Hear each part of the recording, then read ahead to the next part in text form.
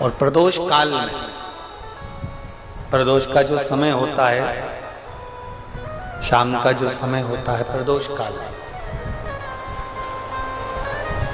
4 प्रदोष 5 प्रदोष आप कर देखिएगा कि आपका कोई काम है, कोई नौकरी के लिए आप अप्लाई कर रहे हैं, कोई समस्या बड़ी विकट आ गई है, कोई तकलीफ, बड़ा गला पकड़ रहा है बेटा, कोई तकलीफ विकट आ गई है, कोई समस्या विकट आ गई है, प्रदोष के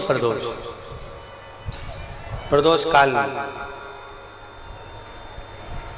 अगर एक शमी पत्र भी आप घर के शिवलिंग को, अब ये करने के लिए आपको मंदिर के शिवलिंग नहीं जाना, अपने घर में जो शिवलिंग, चाहे वो स्फटिक का हो, पारद का हो, कंकर शंकर का हो, लकड़ी का हो, जो शिवलिंग तुम्हारे घर में, कांच का हो, चाहे वो नर्मदा के कंकर का हो, नर्मदेश्वर हो,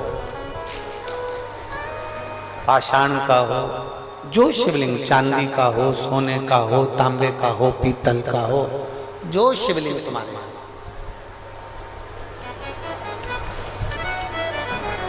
एक शमी पत्र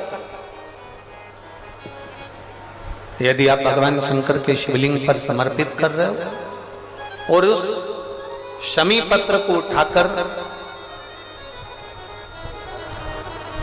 रात्रि को 9:15 की जो एक मुहूर्त होता है, एक समय होता है, जिस समय पर हम अपने मन की बात भगवान शंकर को कहते हैं, पूर्व में भी इसका वर्णन हम कर चुके हैं कथाओं में। उस 9:15 पर वो शमी पत्र को उठाकर एक कागज में, एक कटोरी में उसको रखते थे। 4 या 5 प्रदोष के उस शमी पत्र को अपने पास में रखिए और जिस कार्य के लिए जा रहे हो उसको जेब में ऊपर के भाग में उसको रखकर लेकर जाइए, आपका वो कार्य सफल होकर ही रहेगा, वो रुक नहीं सकता।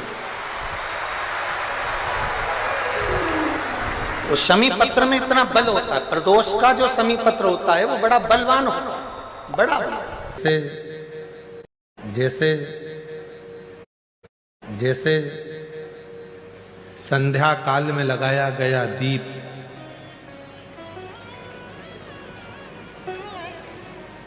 मानदेह नामक असुर का संहार कर देता है।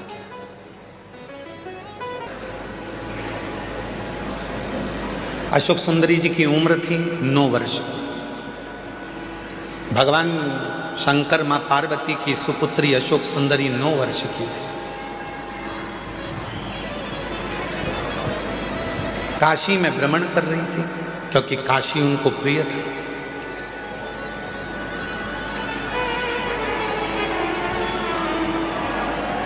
अशोक सुंदरी जी को काशी बड़ा प्रिय था। काशी में रह रही थी, काशी में भ्रमण कर रही थी और भ्रमण करते करते काशी की धरा पर अशोक सुंदरी एक दिन बाबा विश्वनाथ जी के पास में पहुंच गई, अपने पिताजी के पास। जब जाकर देखा तो पिताजी तो तप साधना में लीन थे। अशोक सुंदरी ने देखा कि पिताजी तो तप साधना में लीन है, अब मैं किसके पास जाऊं? तो अशोक सुंदरी फिर दौड़ लगाई, अपनी मां को खोजने लगी, माता पार्वती जी।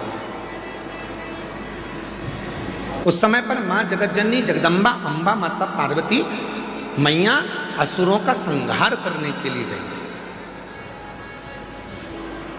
मां जगतजननी को ढूंढ, पार्वती जी मिलती नहीं। अशोक सुंदरी आखिरी में ढूंढते ढूंढते श्री गणेश जी महाराज के पास में गई, गणेश जी भी नहीं मिले। षडानंद कार्तिकेय जी के पास गई, षडानंद कार्तिकेय भी नहीं मिले।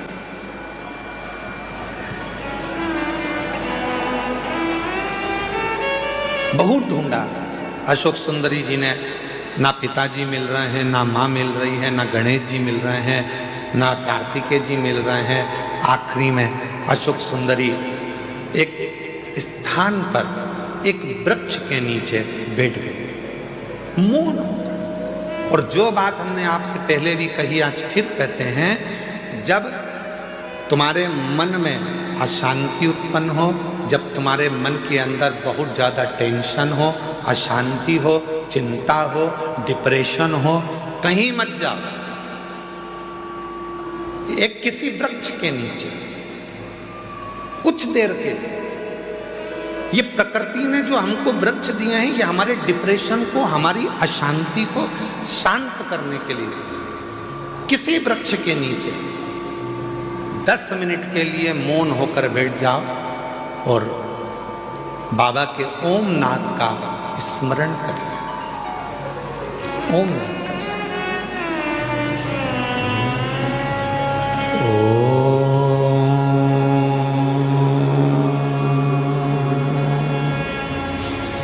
जब हम ओम नाद का स्मरण करते हैं किसी वृक्ष के नीचे बैठकर, तो प्रकृति के देव भगवान देव अधिदेव महादेव हमारे ऊपर दृष्टि देते हैं, हमें देखते हैं।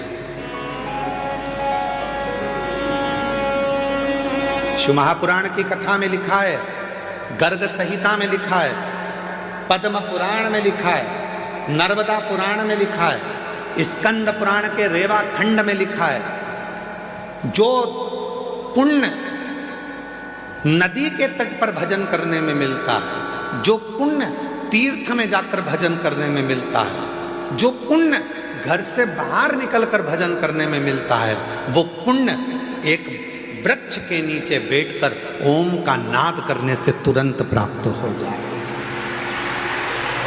वो पुण्य प्राप्त हो।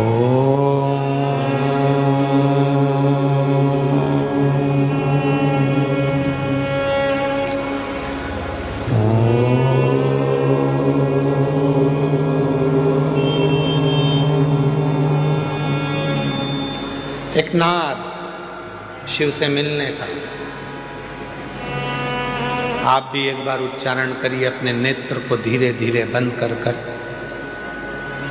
पीठ को एकदम सीधा कर कर,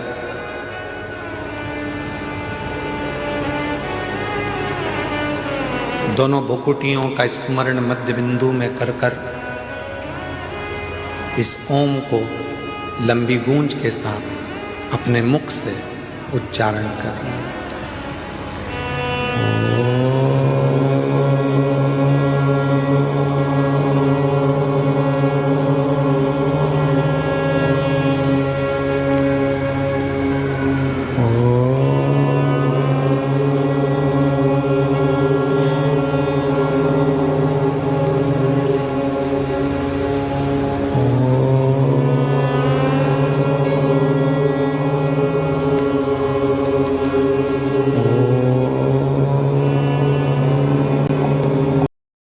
संध्या काल में लगाया गया दीप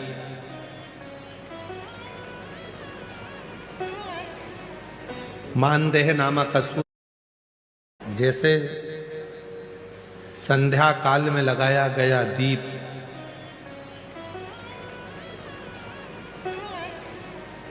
मानदेह नामक असुर का संहार कर देता है।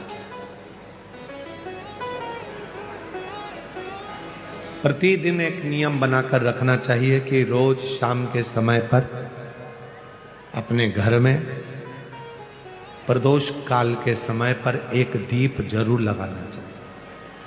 और यदि बेलपत्र का वृक्ष है तो उस बेलपत्र के वृक्ष के सामने भी एक दीप अवश्य लगाना चाहिए।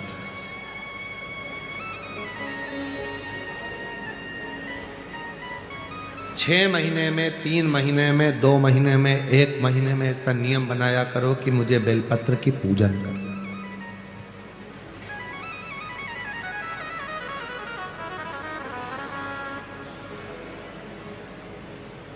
स्वयं माता लक्ष्मी जी ने भगवान नारायण को पाने के लिए बेलपत्र का पूजन किया।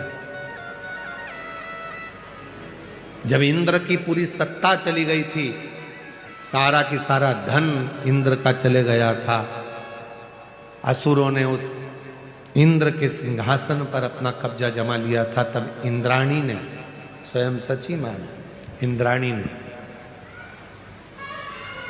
शिव जी की साधना करी, बेलपत्र के वृक्ष के बेलपत्र की पूजन करें।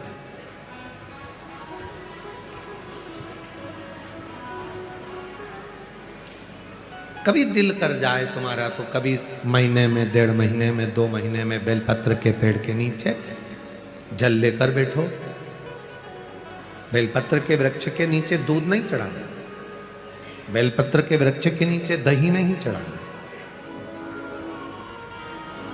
शहद भी नहीं चढ़ाना। बेलपत्र के वृक्ष के नीचे जब आप बैठते हैं, बेलपत्र पूजन का एक विधान होता है कि जब हम बेलपत्र की पूजन करते हैं तो 2 कलश पानी के भरे हुए, एक अपने सीधे हाथ की ओर एक उल्टे हाथ की ओर रखा जाता है। पूजन की थाली बीच में रखी जाती है। 2 बत्ती का, लंबी बत्ती का, 2 बत्ती लंबी घी की जलाई जाती है। लंबी बत्ती, बेलपत्र के वृक्ष के नीचे 2 बत्ती लंबी जोड़ा बनाकर उसको जलाया जाता है। फिर दोनों हाथ में कलश में जल है। बेलपत्र के वृक्ष के नीचे दोनों हाथों का जल धीरे धीरे शिव जी का स्मरण कर कर, नारायण लक्ष्मी का स्मरण कर कर, माँ आदिशक्ति गौरा का स्मरण कर कर, रिद्धि सिद्धि गणेश का स्मरण कर कर उसको चढ़ाओ। प्रार्थना करो, विनय करो, मेरे जीवन में बहुत कष्ट है, उसको मिटाना है आपको।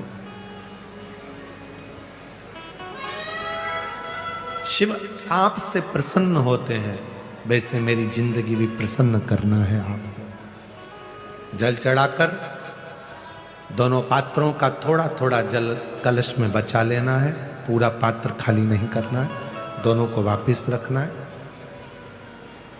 और थोड़ी सी हल्दी पीसी हुई शिव जी के उस बेलपत्र पर लगाएं, थोड़ा कुंकुम वो भी बेलपत्र पर लगाएं। 7 दाने अक्षत के, केवल 7 दाने अक्षत के बेलपत्र को छुआकर अपनी थाली में रख लें। घर पर जब जाएं तो वो 7 दाने अक्षत के और बेलपत्र के वृक्ष में जो चढ़ा हुआ थोड़ा सा जल बचाकर लाए हो, वो घर में छींट कर 7 दाने पूरे घर में डालना प्रारंभ करें। महीने में, 2 महीने में, 3 महीने में एक बार करिए। जीवन में किसी के आगे हाथ फैलाने की जरूरत नहीं पड़ेगी। इतनी संपदा बाबा, इतनी संपदा। बेलपत्र की महत्वता को लोग जानते नहीं है। एक प्रदोष की महत्वता, एक बेलपत्र की महत्वता। अभी हमने पहले भी कहा, एक कथा प्रदोष काल की रह गई है। एक बार हम दिल्ली बाच रहे थे पर वो पूरी नहीं हो पाई क्योंकि पानी आ गया था। हम प्रयास कर रहे हैं उस कथा को कुबेरेश्वर धाम पर, क्योंकि उसमें प्रदोष काल की कथा में टेंट नहीं लगता। वो प्रदोष काल की जो कथा होगी सीहोर कुबेरेश्वर धाम में, उसमें टेंट नहीं लगेगा, उसको खुले मैदान में बांचना पड़ता। आप और हम सब खुले मैदान में बैठकर प्रदोष काल में उस कथा को सुनेंगे और उसमें प्रदोष की महत्वता को जानेंगे। और हमारी तरफ से हम तो आज प्रकाश जी आपको भी, दीना भाभी जी आपको भी, दोनों को निमंत्रण दे रहे हैं। जब भी सीहोर में जब कथा हो प्रदोष काल की, तो एक दिन कम से कम आप लोग आकर उस कथा की पूजन आपको भी करना रहे। प्रदोष काल की कथा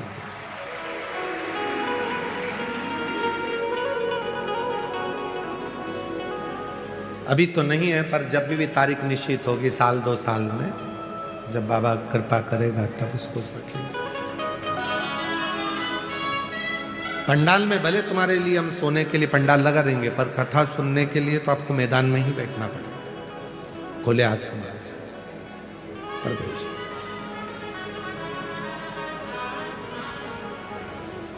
शिव तत्व को जान, बेलपत्र की महत्वता को जिसने जान लिया, आज लोग बेलपत्र को जान रहे हैं कि बेलपत्र खाने से शुगर, बीपी, थायराइड जैसी बीमारियां भी ठीक हो जाती हैं। उस बेलपत्र की महत्वता को जानो। और फिर निवेदन है, आपके शरीर में कष्ट है तो बेलपत्र का सेवन करो। रोज रोज बेलपत्र वैसे ही नहीं खाना। कई बार बेलपत्र खाने से मुंह में छार छारपन आ जाता है, कई बार मुख का स्वाद भी कम हो जाता है बेलपत्र खाने से। तो निवेदन है, रोज रोज ना खाइए, जब जरूरत है। और जरूरी नहीं कि आप 3 पत्ती यहाँ से जो बेलपत्र दी जाती है 7 दिन तक जो रोज एक बेलपत्र दी जाती है, वो तो खाने के लिए दी जाती है। पर समापन के दिन की बेलपत्र तो खाने की नहीं रहती, उसको तो ले जाकर लोग लाल कपड़े में बांध अपने घर में रख देते हैं तिजोरी में। आखिरी दिन की बेलपत्र तो वैसे भी तिजोरी का भंडार के लिए होती है। तो जो बेलपत्र होती है, जरूरी नहीं कि तुम पूरी बेलपत्र खाओगे तो दवाई असर करेगी। बेलपत्र का अग्रण्य भाग का पर भरोसा करने वाला और प्रदोष का व्रत करने वाला कभी खाली झोली लेकर नहीं जाता। याद रखना, जिसने परमात्मा पर भरोसा करा है और जिसने प्रदोष का व्रत करा है, उसको शिवजी ने आज नहीं तो कल, कल नहीं तो परसों दिया जरूर। जिसने बाबा पर भरोसा करा, जिसने सोमवार, पशुपतिनाथ ऐसे व्रतों को जो धारण करता है, कोई 16 सोमवार करता है, कोई पशुपति व्रत धारण करता है, कोई प्रदोष व्रत करता है, कोई सोमवार की अष्टमी का व्रत करता है, जो मांगा देगा। थोड़ा देर कर सकता है पर देने में पीछे नहीं है, देगा।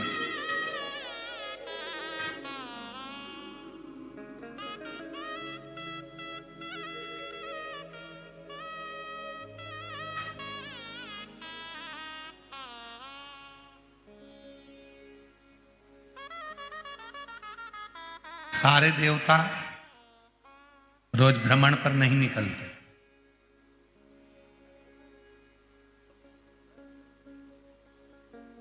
33 कोटि देवता में केवल एक देवता है, देवाधिदेव महादेव, जो प्रतिदिन प्रदोष काल में,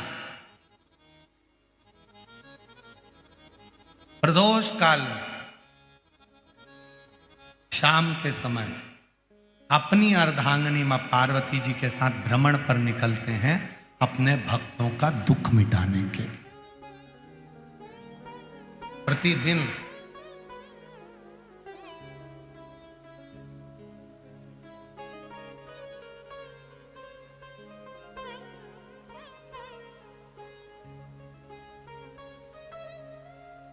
पहले दिन की कथा में श्री प्रकाश भाऊ जी की धर्मपत्नी श्रीमती दीना जी, प्रकाश जी धारीवाल जी ने प्रश्न किया था उनके घर पर कि प्रदोष करना है, तो पहले तो मेरा निवेदन है कि प्रदोष को समझें कि प्रदोष का मतलब क्या। संसार का कोई मनुष्य कितने भी दोष कर ले, उसकी जिंदगी के सारे पाप उसने जितने भी करे हों, यदि प्रदोष का दिन है, जिस दिन प्रदोष है उस दिन यदि उसने व्रत धारण करा, केवल एक दिन ऐसा होता है प्रदोष का जिस दिन 33 कोटि देवता और 64 योगनियां भी भगवान शंकर के सामने अपने मन की बात कहने के लिए प्रदोष काल में खड़े होते हैं और शिवजी अपने हाथों से उनके दुख मिटाते मिटाते जाते हैं। वो प्रदोष का व्रत होता है। वो का विस्तार से तो वर्णन हम करेंगे बीच में, पर सारे दोषों को जो समाप्त कर, सारे दोष, सारी तकलीफ, तुम्हारी जिंदगी के जितने जितने तुम्हारे दोष हैं, इस जन्म के उस जन्म के, और जब भगवान शिव से आप निवेदन करते हैं, प्रार्थना करते हैं, उनसे अपने मन का भाव कहते हैं, प्रार्थना करते हैं, निवेदन करते हैं, तो शिव उसको स्वीकार करते, स्वीकार। खड़े हैं देवता, भगवान शिव नेत्र बंद करके बैठे, भगवान विष्णु, भगवान ब्रह्मा सब देख रहे हैं, इंद्रदेव पीछे खड़े हैं और पीछे से देख रहे हैं। उनको मालूम है नहीं मिलेगा, नहीं मिलेगा ही नहीं, पर तभी भगवान नारायण ने फिर जमकर हर हर महादेव कहा। ब्रह्मा जी फिर बोले हर हर, और भगवान नारायण ने और भगवान ब्रह्मा ने 3 बार ताली का जो नाद किया। चंड ने भगवान शिव को सूचना दी, सूचना देकर भगवान शंकर के नेत्र खुल गए, और शिव जी के जैसे ही नेत्र खुले, बाबा ओ घड़दानी ने, भगवान शंकर ने नेत्र खोलते ही सामने खड़े हुए भगवान विष्णु को, भगवान ब्रह्मा जी को, देवताओं को देखा और पूछा कि आप यहां पधारे, मुझे आज्ञा करते मैं आ जाता, आप मुझे कहते, आप मुझे बोलते तो मैं पहुंच जाता, आप आए मुझे तो बुलाते, मैं पहुंचता आपके दरवाजे पर।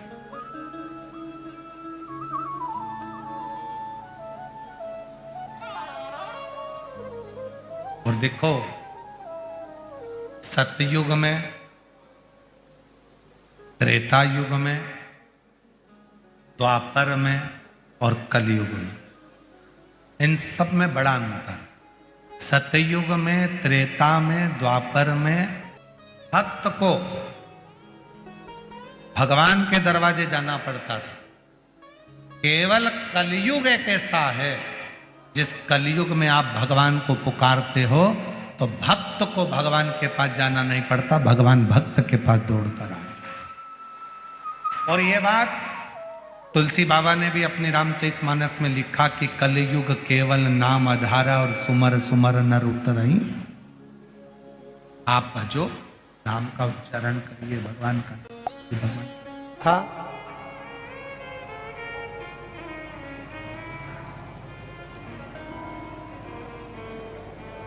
कभी ये शिवलिंग है, ये गोल जलाधारी है, ये सामने चरण है, करें दर्शन सबने। ये दो सामने जो चरण है, इसके बीच में सुख सुंदरी है। कभी कभी विशेष कोई अवसर आए,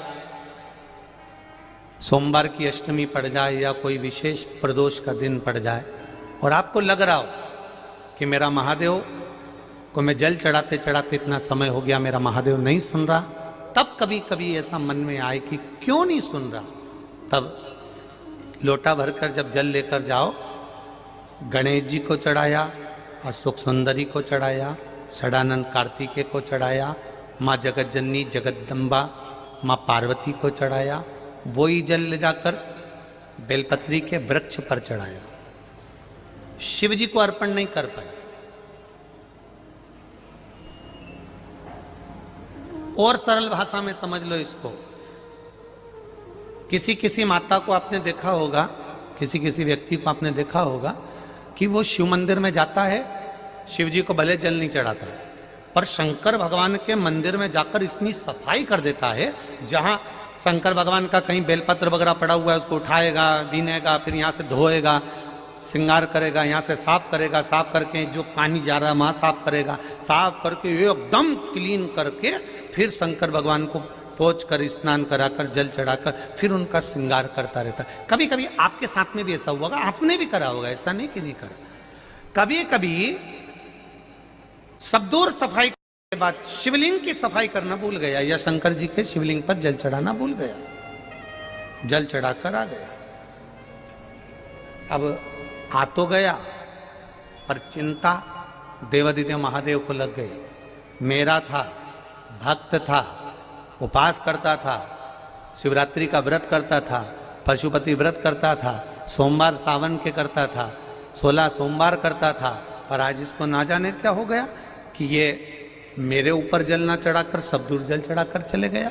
देवादिदेव माता पार्वती जी से कह देते हैं, सुन पार्वती, अगर कोई भूलवश भी मुझ पर जल चढ़ाना भूल जाए और तेरे हस्त कमल पर जल चढ़ा कर जाए तो पार्वती जितना फल मैं प्रदान करूं उससे दुगना फल तुझे प्रदान करना है, ये शिव कह रहा है। और इसका प्रमाण कहां पर मिलता है? इसका प्रमाण मिलता है महाभारत में, इसका प्रमाण मिलता है श्रीमद् भागवत कथा में। भीम, दुर्योधन और जरासंध तीनों ने तप करा, तीनों बैठे हैं अलग अलग शंकर भगवान का भजन करने के लिए, और तीनों शिव जी का भजन कर रहे हैं, तीनों शंकर भगवान का गुणगान कर रहे हैं, तीनों शिव जी का तप कर रहे हैं। और तब करते करते करते करते करते करते भीम को लग गई भूख, चले गया भोजन करने। जैसे ही भोजन करने गया तो कुछ खाने का तो मिला नहीं, केले के पेड़ पे से केला लिया या छील छील के खाकर फेंक दिया, बैठ गया। इतने में देवादिदेव महादेव प्रकट हो गए, और महादेव प्रकट होकर तुरंत मेरे शंकर भगवान ने प्रसन्न होकर प्रकट होकर दुर्योधन और जरासंध को देखा और दोनों से पूछा तुम्हें क्या चाहिए मांगो। दुर्योधन और जरासंध ने कहा हमको 100 हाथियों का बल दे दो। शंकर भगवान ने कहा 100 हाथियों का बल, तथास्तु। शंकर भगवान ने तथास्तु तो कह दिया। भीम बैठकर केला खा रहे थे और जरासंध और दुर्योधन जाते जाते हंस दिए। बताओ, इस खबड्डे को देखो, हप्सी को देखो, खाने के चक्कर में इसको आशीर्वाद नहीं मिला और हमको 100 हाथियों का बल मिल गया। किसी पर मत हंसना। दुर्योधन और जरासंध भीम पर हंसे थे और दुर्योधन और जरासंध भीम पर हंस दिए। भीम का मुंह उतर गया, चेहरा उतर गया, केला छोड़ा, भीम तप करने चले गया। तप करने गया तो भीम जान गया कि मैं अब तप करूंगा तो महादेव का नहीं करूंगा, पार्वती जी का करूंगा। अभी आपको कथा में कहा था कि केवल जलाधारी भी अगर आप स्पर्श कर कर बेलपत्री आदि कादिक जो निर्माल्य पड़ा हुआ है उसको उठाकर, बहुत बड़ा दोष है एक, शायद आपने भी जिंदगी में कभी करा होगा, अब कर दिया हो, अब मत करना। कौन सा दोष? जैसे ये शिवलिंग, ये जलाधारी, ये मट्टी का दिया जलता हुआ लोग भगवान को दिखा के, जो ये जलाधारी होती है ना, इसकी जो किनोर होती है ना, कई लोग उस दिए को इस किनोर पे रख देते हैं। कई लोग नारियल को, श्रीफल को इस हस्त कमल पे जहां शिवलिंग रखा हुआ है यहां रख देते हैं। ये दोष है, ये शिव महापुराण का दोष है। शिव पुराण कहती है अगर पशुपति व्रत कर रहे हो, आप कोई व्रत कर रहे हो, कोई कामना कर रहे हो, तुम्हारे पास में अगर श्रीफल, पशुपति व्रत करने के बाद 5वें दिन भी अगर तुम श्रीफल चढ़ा रहे हो तो वो श्रीफल ये जलाधारी पर नहीं रखना है। उस श्रीफल को भेंट के साथ में शंकर भगवान की जलाधारी शिवलिंग इसके ठीक सामने नीचे जमीन पर रखना है। उसका फल ये होता है कि तुमने जो पशुपति व्रत करा, शंकर भगवान ने उसको स्वीकार कर लिया और वर प्रदान कर दिया। पहले कभी स्मरण में नहीं आया, पर आज स्मरण में आया है नखपुरा में, तो बड़े सावधानी से सुनिएगा। एक बार मां आद्य शक्ति पार्वती अपनी सखी गजमुखी के पास गई। क्या नाम था उनकी सहेली का? गजमुखी। जम के बोलो, गजमुखी। उनकी सखी गजमुखी के पास गई। ध्यान देना थोड़ा सा। एक शिवजी के गण नंदी और एक पार्वती जी की सहेली गजमुखी। कहते हैं शंकर भगवान के गण नंदी इतने सुंदर थे, इतने सुंदर थे कि उनको देखकर अप्सराएं भी उनकी ओर आसक्त हो जाती थी। इतने सुंदर थे, इतने सुंदर। तब बाबा देवादिदेव महादेव की आराधना में नंदी लग गए। शिवजी ने कहा वर मांगो, तुमको क्या चाहिए? तो कहा कि मेरा मुख बदल दो, मुझे ये मनुष्य का चेहरा नहीं चाहिए। क्यों? अगर ये चेहरा रहेगा तो लोग मेरी ओर आसक्त होंगे और मैं आपकी भक्ति नहीं छोड़ना चाहता, इसलिए मुझे ये चेहरा हटाकर आप नंदी का चेहरा लगा दीजिए और मुझे आपका शिष्य बना दीजिए। दूसरे नंबर पर है माता पार्वती जी की सहेली गजमुखी। इतनी सुंदर थी, इतनी सुंदर थी, इतनी सुंदर, जो आज के ज़माने में दिन भर इंस्टाग्राम पर और फेसबुक पर और ना जाना कौन कौन से वो सोशल मीडिया पे आप जितनी भी सुंदर सुंदर कहते हो ना, कितनी सुंदर, कितनी सुंदर, ये सब जितनी दुनिया की सुंदरता है पार्वती जी के साथ रहने वाली एक उनकी सखी गजमुखी के चरणों की धूल के बराबर है, चरणों की धूल के बराबर। इतनी सुंदर थी गजमुखी। एक दिन गजमुखी आई पार्वती जी के पास, गौरा गौरा गौरा। गौरा ने कहा, क्या बात है, क्या हो गया? एक वर चाहती हूं तुमसे। क्या वर है? बस मैं चाहती हूं कि जब भी मैं तेरे साथ चलूं, पूरी दुनिया की दृष्टि केवल तुझ पर रहे, मुझको कोई ना देखे, ऐसा वर चाहिए। पार्वती जी ने कहा, इतनी स्त्री की सुंदरता तो उसके चेहरे से ही होती है, और तू ऐसा वर मांग रही? नहीं नहीं नहीं, मुझे बस तू वर दे दे, ऐसा वर दे दे। पार्वती जी ने कहा, तुझे जो अच्छा लगे वो प्राप्त कर ले, मुझे हाथी का मुख लगा दे। हाथी का, ठीक है। गजमुखी हो गई पार्वती जी, बहुत सुंदर। अब एक बार गजमुखी ने नंदी से संवाद कर लिया। बहुत सुंदर प्रसंग है, थोड़ा ध्यान देना। पहली बार स्मरण में आया, इसलिए उसको सुनाने का मन कर गया। बहुत सुंदर। गजमुखी ने नंदी से एक बार संवाद कर लिया, दोनों की खींचातानी होने लगी। नंदी कहने लगे, भोलेनाथ जी के भार को मैं अपने कंधे पर लेकर चलता हूं, मेरी पीठ पर शिव और शक्ति दोनों विराजमान होते हैं, मैं उन दोनों को भ्रमण कराते रहता हूं। देखा मुझ में बल, मैं शिव और शक्ति को अपनी पीठ पर बिठाकर घुमाता रहता हूं। गजमुखी सुनती रही, सुनती रही। गजमुखी ने कहा, रे नंदी, ये तेरा भ्रम है कि तू शिव को उठाकर लेकर जा रहा। ये तेरा भ्रम है कि शंकर भगवान तेरी पीठ पर बैठकर जा रहे हैं।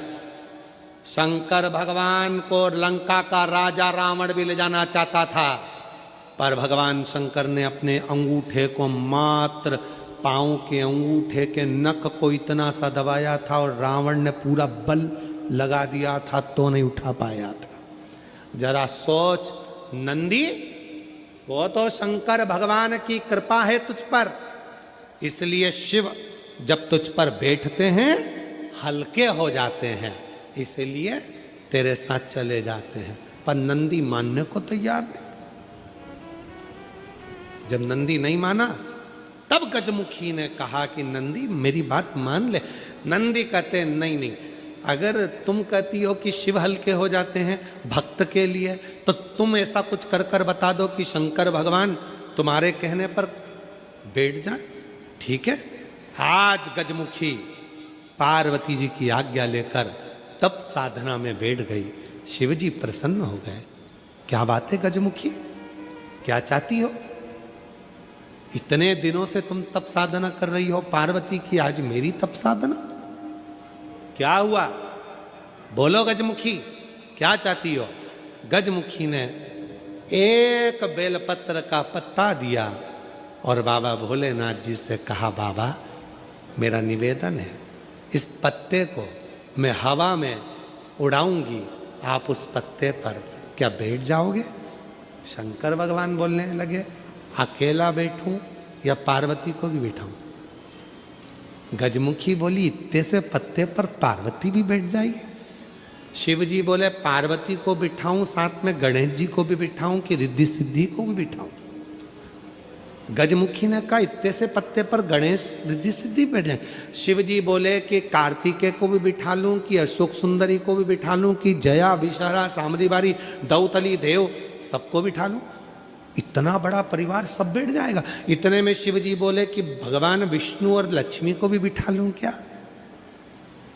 कहा विष्णु लक्ष्मी, तू कहे तो ब्रह्मा ब्रह्माणी को, ब्रह्मा ब्रह्माणी, इंद्र इंद्राणी, 33 कोटि देवता इस पत्ते पर बिठा देता हूं, बोल गजमुखी।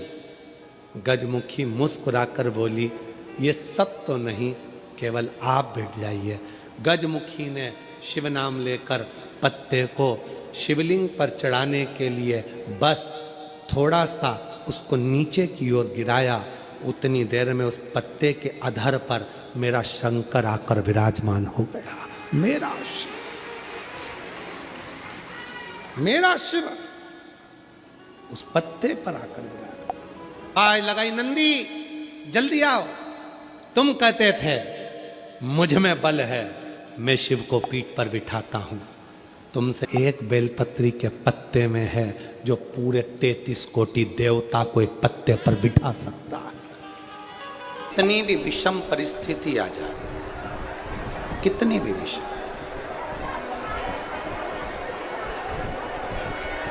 उस विषम परिस्थिति में केवल एक नारी, उस विषम परिस्थिति में केवल एक स्त्री, उस विषम परिस्थिति में एक स्त्री, एक नारी एक ऐसी होती है जो उस विषम परिस्थिति में, चाहे वो आपके घर की माँ हो, आपके घर की बहन हो, आपके घर की बेटी हो, आपके घर की धर्म पत्नी हो, आपके घर की बुआ हो, आपके घर की काकी हो, आपके घर की नानी हो, आपके घर की दादी हो, कोई भी आपकी विषम परिस्थिति में जब सामने विषम परिस्थिति आकर खड़ी होती है, उस जगह पर अगर कोई मार्ग ना सूझे, उस जगह पर अगर कोई मार्ग ना मिले, कोई मार्ग आपकी बुद्धि में आ ही ना रहा हो, तब घर की नारी के पास में, घर की स्त्री के पास में 5 मिनट बैठो और उनसे अपने मन की बात कहो, जरूर कोई ना कोई हल निकल कर सामने आ ही जाता है। कोई ना कोई हल जरूर आए, कोई ना कोई हल आपके सम्मुख में निकल कर आएगा। और एक और बात अपने स्मरण में लीजिएगा, अगर आप घर की स्त्री को अपनी कोई बात नहीं बता सकते, घर की नारी को अपने हृदय की बात नहीं बता सकते, और विषम परिस्थिति में फंसे हुए, बहुत विषम परिस्थिति, तो अशोक सुंदरी का जो स्थान होता है, देखिए थोड़ा ध्यान दीजिएगा, आप लोग एलईडी पर भी ध्यान देना और आस्था चैनल पर भी ध्यान देना।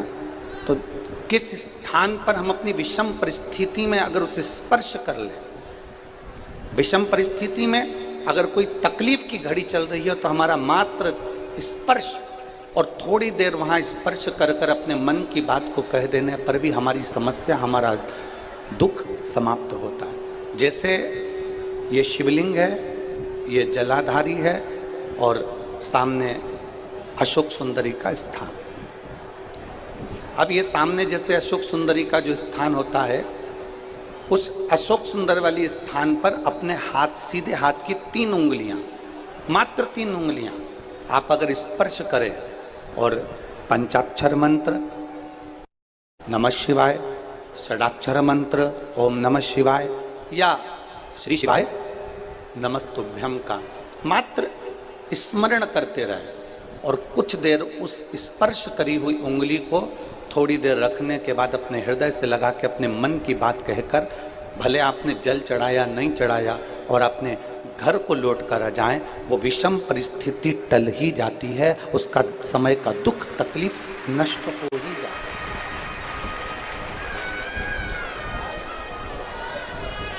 वो एक विषम परिस्थिति को टालने का स्थान है।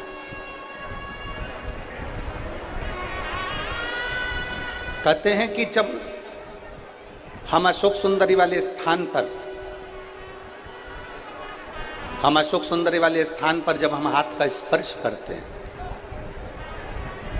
अशोक सुंदरी वाले स्थान पर जब हम हाथ का स्पर्श करते हैं और स्पर्श कर कर जब हम अपने मन की बात कहते हैं, तो वो बात महादेव तक, माता पार्वती के माध्यम से, अशोक सुंदरी के माध्यम से पहुंच जाती है, और भोलेनाथ हमारे मन की दशा को जानकर आशीर्वाद दे ही देते हैं। वो विषम परिस्थिति। और शंभु शरणे पड़ी मांगू घड़ी रे, दुख काटो दया करी ने दर्शन। एक विषम परिस्थिति के समय पर भगवान शंकर को याद करना, एक विषम परिस्थिति के समय पर अशोक सुंदरी की जगह का स्पर्श करना, एक विषम परिस्थिति के समय पर बेलपत्र के वृक्ष की मिट्टी का स्पर्श करना, या विषम परिस्थिति में घर की स्त्री, घर की नारी, घर की बहन, घर की बेटी, घर की दादी, घर की नानी, घर की माँ, उसके पास में 5 मिनट बैठकर अपने मन में हो रही क्षुब्धता को, अपने मन में आ रही विषमता को प्रकट कर। विषम हमने एक बात पहले कही, आप लोगों के स्मरण में होगा, किस किसने सुना है? जिसने सुना होगा वो बताएंगे। हमने पहले कथा में कहा था कि नारी का आधा शरीर देवादिदेव महादेव का होता है। सुना था कि नहीं सुना था? बोलो, जम के तो बोलो। सुना था ना सबने? स्त्री का, नारी का आधा जो स्वरूप है, स्त्री का आधा जो भाग है, स्त्री का आधा जो स्वरूप है, वो पुरुष का अर्थात देवादिदेव महादेव का भाग है। कई जगह पर कई लोग प्रवचन में कह देते हैं कि अपनी घर की पत्नी को कुछ मत बताओ। कई लोग कह देते हैं कि अपने घर की स्त्री को कुछ मत बताओ। कई लोग कह देते हैं अपने प्रवचन में, आपने भी प्रवचनों में सुना होगा कि घर की नारी को कुछ मत बताओ, घर की स्त्री को कुछ मत बताओ, कुछ मत बोलो, घर की स्त्री को घर आपके मन की दशा बताओ मत। कई लोग प्रवचन में ऐसा कहते हैं, पर शिव महापुराण कभी नहीं कहती। शिव महापुराण कहती है कि जब आपके मन की दशा में कुछ गड़बड़ी चल रही है, आपके हृदय को कहीं ठेस पहुंच रही है, आपकी चित्त वृत्ति को आराम नहीं मिल रहा, आपको बेचैनी हो रही है, आपके हृदय को शांति नहीं है, आपके हृदय को सुकून नहीं है, तो घर में जो स्त्री है, घर में जो नारी है, उसको बैठकर अपने मन की दशा जरूर बताओ, क्योंकि वो स्त्री नहीं, उसमें महादेव का आधा अंश विराजमान है। तुम्हारे हृदय की बात को वो जाने।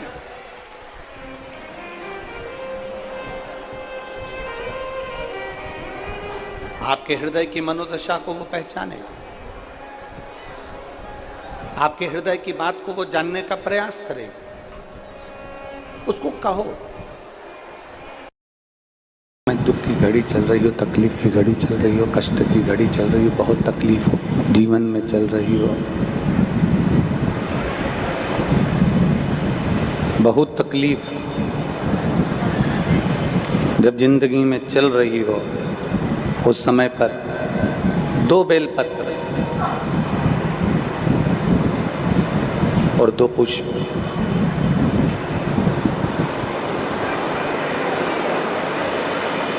दो बेलपत्र और 2 पुष्प, एक पुष्प लाल लेना है, एक पुष्प लाल लेना है और एक पुष्प श्वेत लेना है।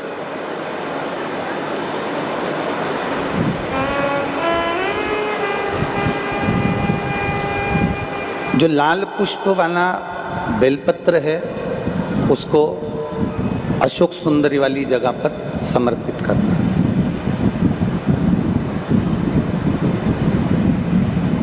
और श्वेत पुष्प वाला जो बेलपत्र है, सफेद पुष्प वाला जो बेलपत्र है, उसको भगवान शंकर का जो शिवलिंग है, भगवान शिव का जो शिवलिंग है, उस पर समर्पित करना।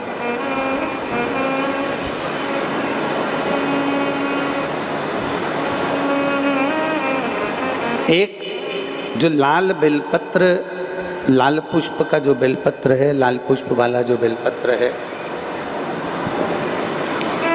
लाल पुष्प का जो बेलपत्र है, वो बेलपत्र अशोक सुंदरी वाली जगह पर, और श्वेत पुष्प का जो बेलपत्र है वो सफेद पुष्प वाला बेलपत्र भगवान शंकर के शिवलिंग पर समर्पित कर।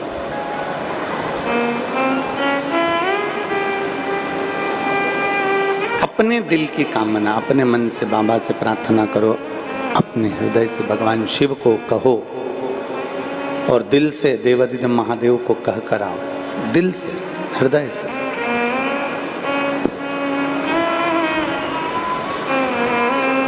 जब दिल से बाबा देवादिदेव महादेव से कहोगे, हृदय से भगवान शंकर से प्रार्थना करोगे, तो देवादिदेव महादेव सुनेंगे जरूर। शिव महापुराण की कथा कहती है कि विषम परिस्थिति में,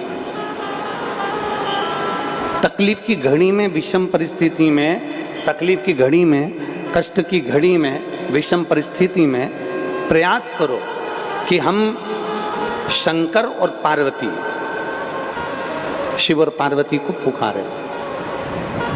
विषम परिस्थिति हम भगवान शंकर और पार्वती जी का स्मरण करें। विषम परिस्थिति में हम देवादिदेव महादेव